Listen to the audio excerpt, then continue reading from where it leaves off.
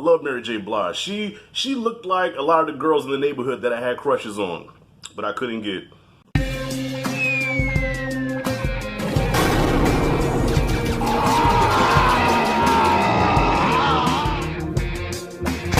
Shout out to the queen of hip hop soul, Mary J. Blige. Her new documentary just dropped on Amazon on Friday called My Life, celebrating the anniversary of her album, My Life. Well, I think is the anniversary. Well, they're celebrating the album, which I think is, I guess, her most critically acclaimed album. Personally, I like What's the 411, but that's for nostalgic reasons. But I guess if you're a woman that knows about, the pain and the struggle of love and finding love and losing love and all that stuff, I think My Life is your album. And I'm not making light of that either, y'all. I'm not making jokes about that at all.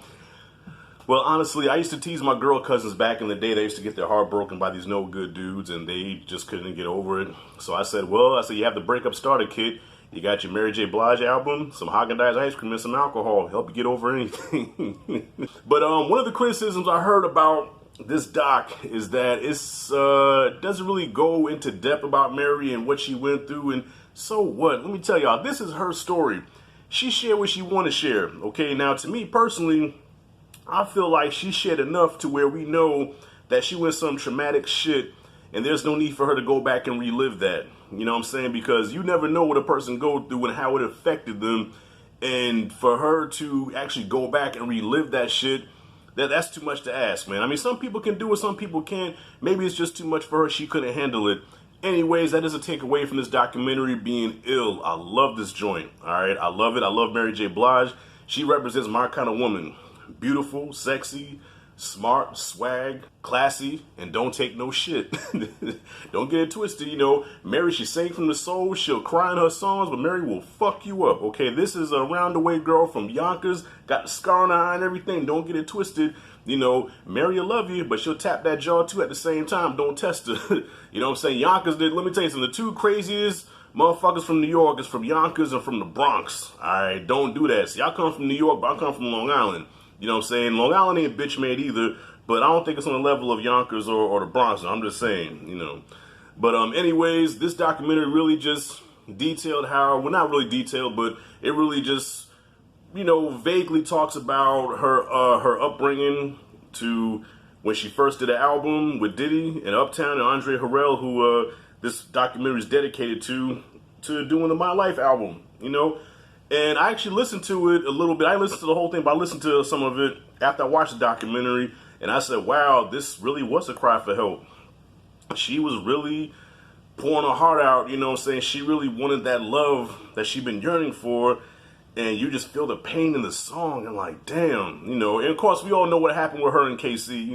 I'm glad they didn't go really into that because you hear more about Casey and Mary J almost as much as you hear about the Montreal screw job with Bret Hart and Shawn Michaels. You get tired of hearing it after a while. Okay, we all know her and Casey had a toxic relationship. He did her dirty.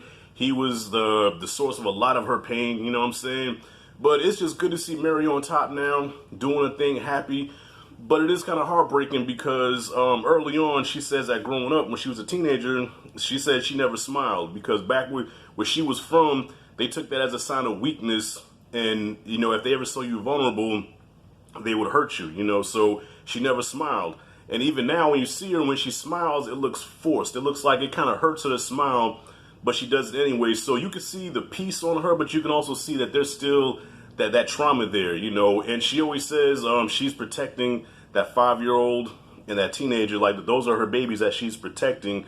So something happened to her at 5, something happened to her as a teenager.